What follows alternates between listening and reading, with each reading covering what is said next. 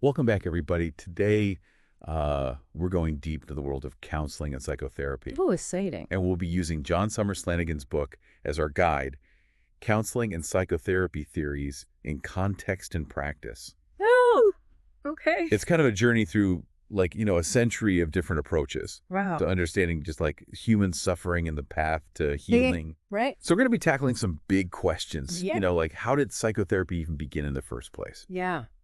Is it more about specific techniques that therapists use? Mm-hmm. Or is it the connection between the therapist and the client? That's a big word. And then with so many different schools of thought out there, Right. what really makes therapy effective? What really works? That's the question. So what's fascinating to me is how these theories have just evolved That's me. over time. Yeah. And Sommers-Flanagan, the author, he starts by addressing this really common misconception Okay. that Sigmund Freud is like the sole father of psychotherapy. Oh, yeah. Right. He's like the big name everybody knows. Exactly. Freud is definitely a household name. But Right. the book points out that, this oversimplification really overlooks all the other contributions Totally. of all these other people. Hmm. It's kind of like crediting, Thomas Edison for the light bulb. Oh, yeah. When, tons of inventors before him were working on very, very similar ideas. Exactly. That's a good point. Right. Yeah. So, And speaking of those early days, yeah. the book digs into something that's super important but often overlooked, Oh, what's that? the potential for harm in therapy. Oh, right. Yeah, that makes sense. Especially back then. Yeah. The power dynamics in therapy, they weren't really acknowledged or addressed Like they are today. the same way they are today. Right. Yeah. The book uses this really stark example, Okay. potential sexual exploitation of clients by therapists, Oh, wow. which is like a huge reminder of why strong ethical guidelines are so critical. Absolutely. And focusing on the client's well-being. For sure. For sure. That's a Right. sobering thought. It is. So before we get lost in the weeds of all these different theories, Yeah, good idea. I think we should clarify Okay. what we're talking about when we say counseling versus psychotherapy. Yeah, what is the difference? Are those like different things? That's a really good question. And the book actually highlights Okay. that there's no single perfect definition. Okay. But it does emphasize that counseling and psychotherapy are basically the same thing. Okay. Similarities outweigh the differences. I see. So for this deep dive, we'll just use them interchangeably. Perfect. Sometimes even just therapy, just to keep it simple. Okay. That clears it up. Good. So now, All right. one of the biggest debates in therapy Yeah. is what actually makes it work. Mm-hmm. Is it about finding the right techniques? Okay. Or is there something more fundamental at play? It's like a question that researchers and therapists are always grappling with. On the one hand, you have people who believe in those specific techniques, Okay. Arguing that certain methods are just more effective for certain problems. Right. The book actually highlights the work of Mary Smith and Jean Glass Oh, yeah. from back in the 1970s. Ah, yes, their famous meta-analysis. Exactly. Looking at the effectiveness of therapy overall, and Right. their findings were pretty impactful. Mm-hmm. They found that therapy consistently led to better outcomes than no treatment. Wow. Initially, they found that the average client who got therapy was Right. better off than 75% of those who didn't. Okay. That number was later revised to 80% when they included even more studies in their analysis. Wow, 80%. That's Yeah. huge. It's big. That seems like pretty solid evidence that techniques really matter. It definitely suggests that therapy in general does work. Right. But Yeah. there's this whole other side to this debate, Yeah. this idea of common factors. Common factors. I'm not sure I'm familiar. Yeah. So think of it this way. Different therapies, they might use all kinds of different techniques, Huh. but they all share these certain elements Okay. that contribute to client improvement. Mm. Things like the therapeutic relationship, Sure. creating that safe space, Yeah. coming to a shared understanding of the problem, Right. and, instilling hope in the client. Okay. The book mentions Jerome Frank, Okay. and he argued that these common factors Mhm. might be even more important than the specific techniques. Interesting. So is it kind of like saying that Yeah. a good chef Yes. can make a delicious meal with all different kinds of ingredients, I like that. but the real key is their skill and the care they put into it? That is a great analogy. Right. Specific techniques are like the ingredients. Yeah. Common factors are like the chef's expertise and their passion. Right. And it's likely that combination It probably is. that makes therapy effective. It's probably both. So it seems like this isn't like a debate with a clear winner. No? It's more like a spectrum. It really They is. have different perspectives. Yeah, and that complexity is what makes this field so interesting. I agree. Now, Okay. let's dive into some of the schools of thought that have really shaped therapy. Right. Each one offers just a completely unique perspective on Mhm. human nature, causes of suffering, and the path to healing. Okay, so where do we start? Wow. We have psychoanalytic, Jungian, behavioral, constructivist, Mm-hmm. integrative, just to name a few. Right. That's a lot. It is a lot. Where do we start? Oh. Let's start with the psychoanalytic and Jungian approaches. Okay. These stem from the work of Freud and Jung, obviously. Of course. They emphasize bringing the conscious and unconscious minds into dialogue. Oh, interesting. Yeah, it's about exploring those hidden parts of ourselves, Right. those desires and fears and memories Yeah, that might be driving our behaviors and emotions without us even realizing it. that makes sense. Right. Yeah. Therapy, in this sense, becomes this process. Of uncovering those hidden influences and working through old, unresolved conflicts. Okay, that makes sense. Yeah. So what about the behavioral approach? You're right. That seems pretty different from like digging into the unconscious. You're right. Behavioral therapy really focuses on understanding Okay. how we learn and unlearn behaviors Okay. through these scientifically based techniques. Okay. The basic idea is that our actions are shaped by consequences. Oh, interesting. So instead of digging into the why behind the behavior, Yeah. behavioral therapy focuses on changing the behavior itself. So it's less about exploring childhood memories Yeah. and more about understanding Right. current triggers and reinforcements Yeah. that are shaping our actions. That's it.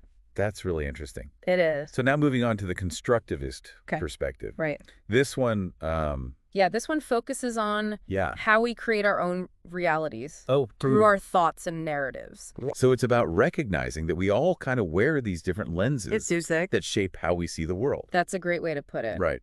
Yeah, constructivists would say that our experiences are filtered through our unique beliefs and values and interpretations. Right. So therapy from this viewpoint Okay. involves exploring and reshaping those narratives, Mm-hmm. potentially changing how we experience life. Interesting. So it's less about uncovering some objective truth Right. and more about understanding how our subjective interpretations Exactly. are impacting us. You got it. This is fascinating. Yeah. It seems like each approach offers a completely different way They do. of understanding ourselves Yeah. and approaching change. Absolutely. And that brings us to the integrative or eclectic approach, Mm-hmm. which draws upon the best techniques from various theories and tailors treatment to the client's needs. So it's like having a toolbox Wait. full of different tools. Yeah. And choosing the right one for the job. That's exactly right. Integrative therapists believe that no one theory has all the answers, Okay. and that the best approach is a blend of different perspectives and techniques. I see. Yeah, That's really cool. it is. So I Yeah. guess we should move on That's good. to part 2 Okay. and delve a little deeper. All right, let's do it. Okay, so we've covered some pretty interesting ground so far. You know, Yeah, challenging the idea of Freud is like the only originator of therapy. right. We talked about, the potential for harm, the It's a- importance of ethics. Huge topic. Right. And then We kind of dug into that debate about Yeah. specific techniques versus those common factors, Right. highlighting how both of those things actually play a role in successful therapy. yeah. And of course, we've started unpacking some of those major theoretical approaches It's a lot. like psychoanalytic and Jungian and behavioral and constructivist. Right. It's like we've been on this whirlwind tour of all these different therapy worlds, I like that. each with its own little map for navigating the human experience. And what I think is really cool Yeah.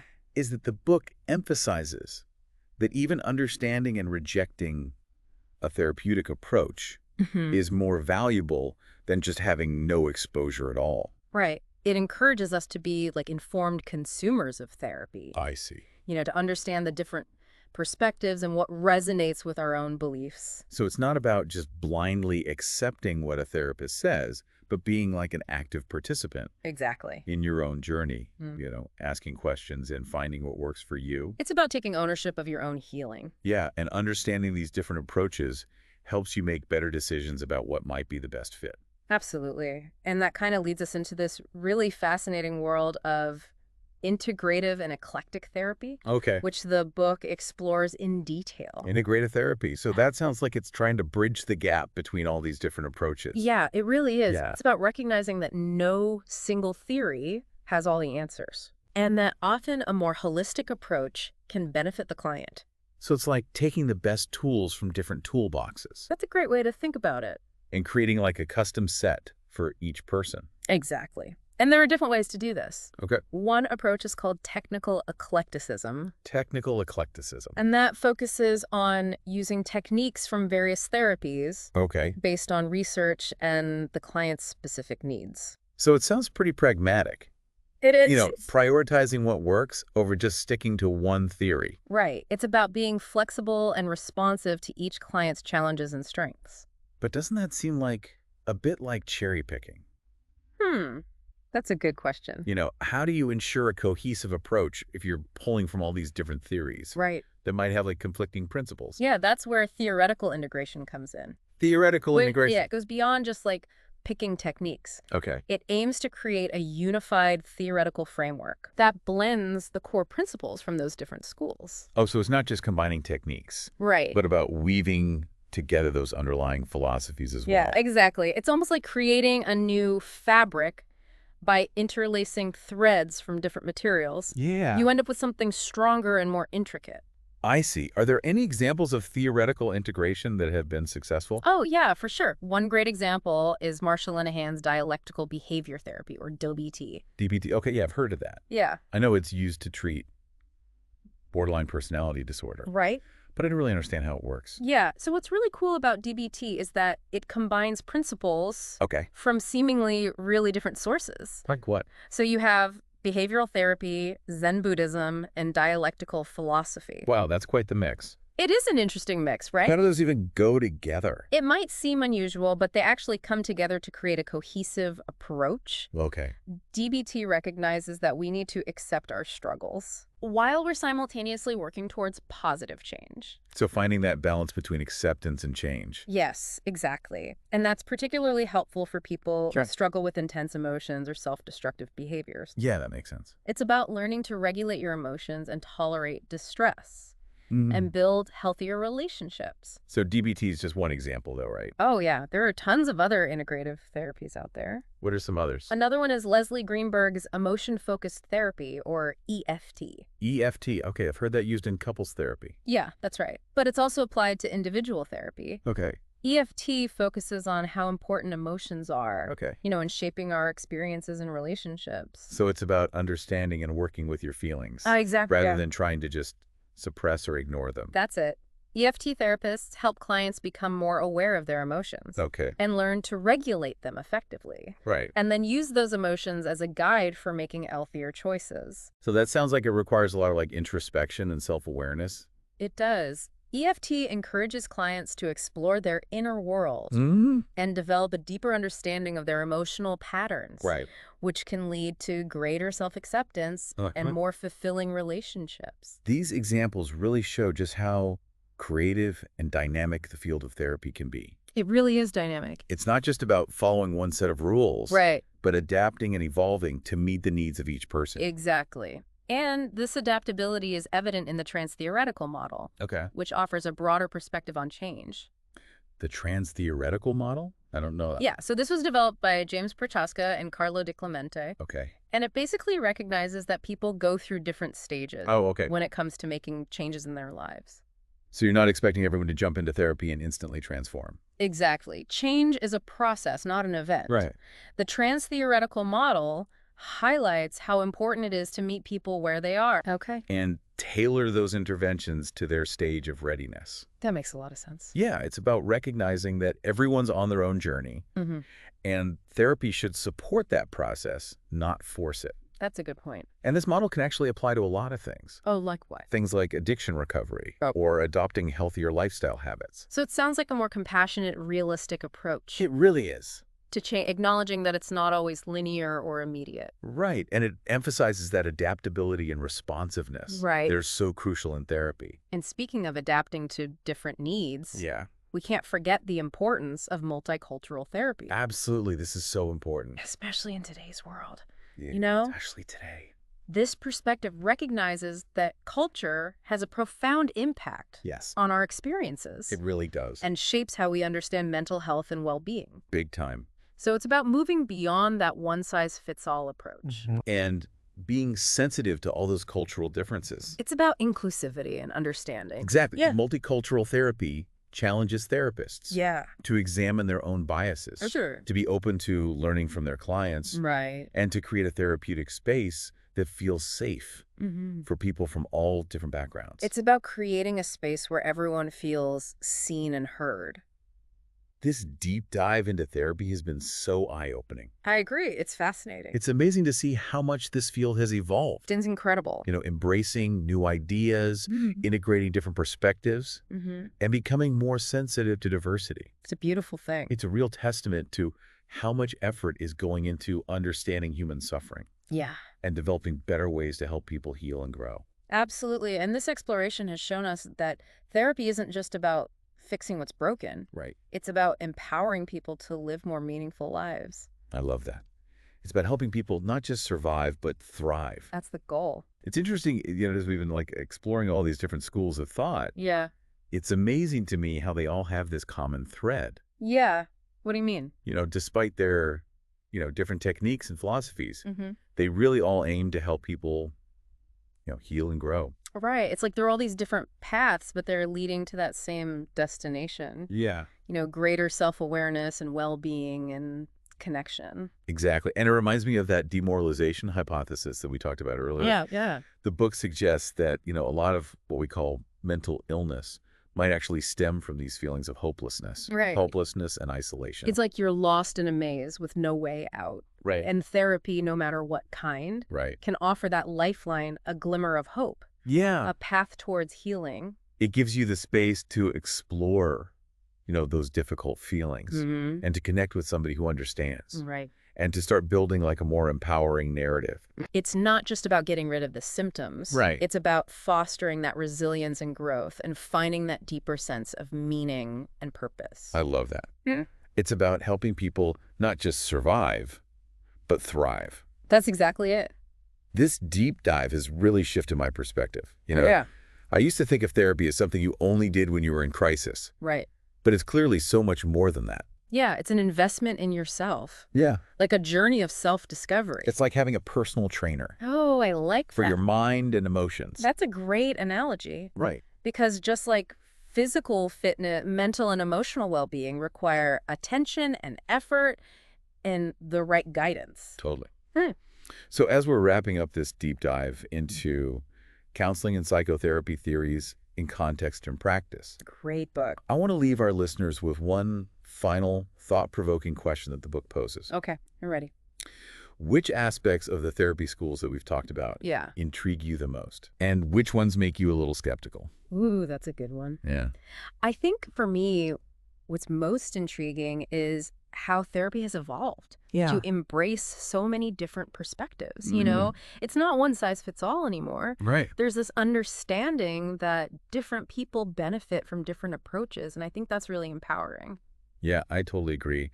I'm personally drawn to those approaches that emphasize emotions and relationships, Yeah. like EFT. Okay. But I'm also a little wary of approaches that seem overly focused on the past. Interesting. I think we can definitely learn from our past experiences, Right. but we also have the power to change and create our own futures. Absolutely. And I think that's the beauty of this whole journey. It's about finding what resonates with you, what feels right, and helps you become the best version of yourself. Well said. This deep dive has been fantastic. Yeah, It's yeah. really sparked my curiosity and given me a much deeper appreciation for how complex and rich this world of therapy is. Yeah, it's been a pleasure diving deep with you. Likewise. And remember, this is just the beginning. Right. There's a whole world out there, waiting to be explored. So to our listeners, we encourage you to keep exploring. Yeah. Read more, ask questions, discover what works for you. And who knows, maybe this deep dive has inspired you to start your own therapeutic journey. And with that, we bid you farewell, fellow deep divers. Yes. Until next time, keep exploring, keep learning, and keep growing. Happy diving.